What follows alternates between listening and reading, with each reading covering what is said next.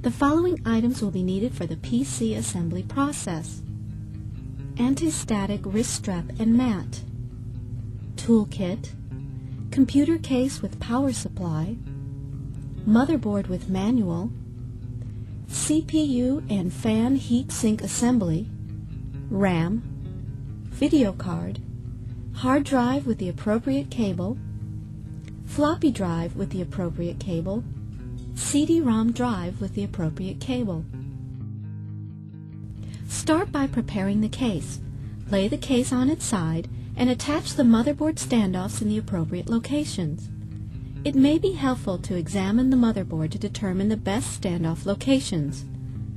Standoffs are small pegs made of a non-conductive material that help avoid short circuits by preventing the motherboard from touching the case.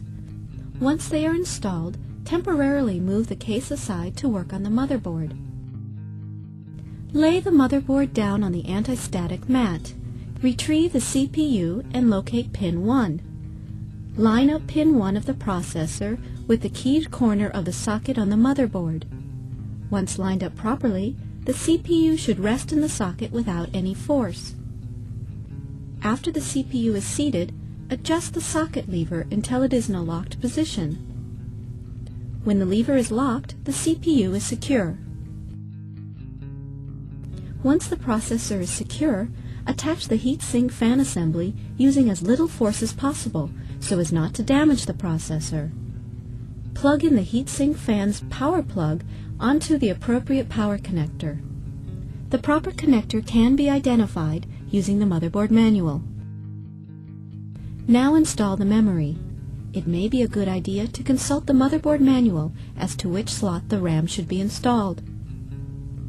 Take the memory and line it up with the socket. Slowly seat the memory into the socket.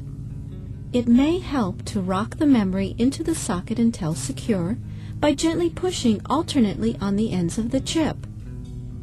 The motherboard is now ready to be installed in the case. Align the motherboard with the standoffs and set it in the case. The motherboard may need to be pushed back slightly against the I/O plate to get it to line up correctly. Once the motherboard is seated, use the proper screws to secure it to the case. Now connect the front panel LEDs to the motherboard. The proper location for each LED plug should be outlined in the motherboard's manual.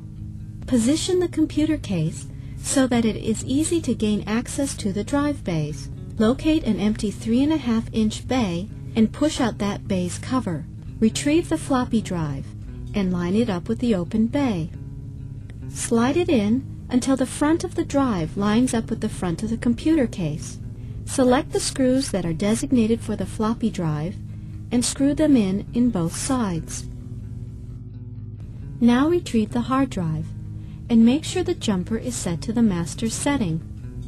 Now line it up with the lower 3.5-inch bay and slide the hard drive in until the screw holes line up with the case rails. Select the proper screws and secure the hard drive to the case. Locate the 5.25-inch bay to be used for the CD-ROM. Reach into the bay and push out the cover for this bay. Retrieve the CD-ROM and make sure the jumper on the back of the drive is set to cable select. Now slide it in from the front of the case.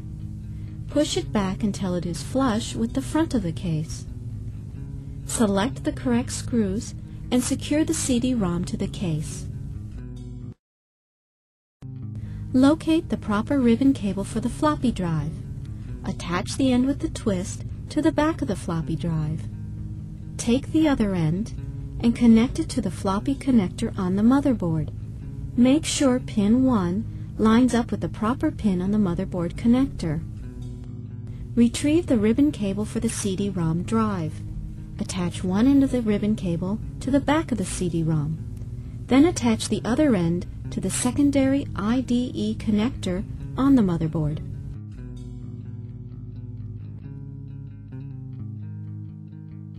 Retrieve the ribbon cable for the hard drive. Attach one end of the ribbon cable to the back of the hard drive. Then attach the other end to the primary IDE connector on the motherboard.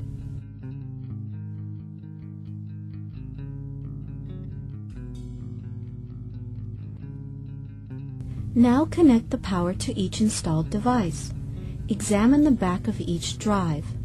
Find the power connectors on the back of each drive and connect the correct power cables to the CD-ROM drive, the hard drive, and the floppy drive.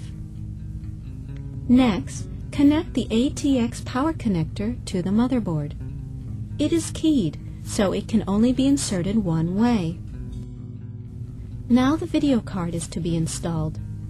Prepare the expansion slot for the video card by removing the slot cover. Retrieve the video card and insert it into the appropriate slot. If necessary, rock it gently until it is seated in the slot. After the video card is seated, line up the hole in the video card bracket with its corresponding hole in the computer case. Use a case screw to secure the video card to the computer case. The PC is now ready to be booted up for the first time. However, before closing the case, go over everything that has been installed and make sure all connections are secure. Close the cover and secure it with the provided screws. Plug in the power cord, the keyboard, and the monitor. Turn the PC and monitor on. The screen should show the computer running the Power On self-test.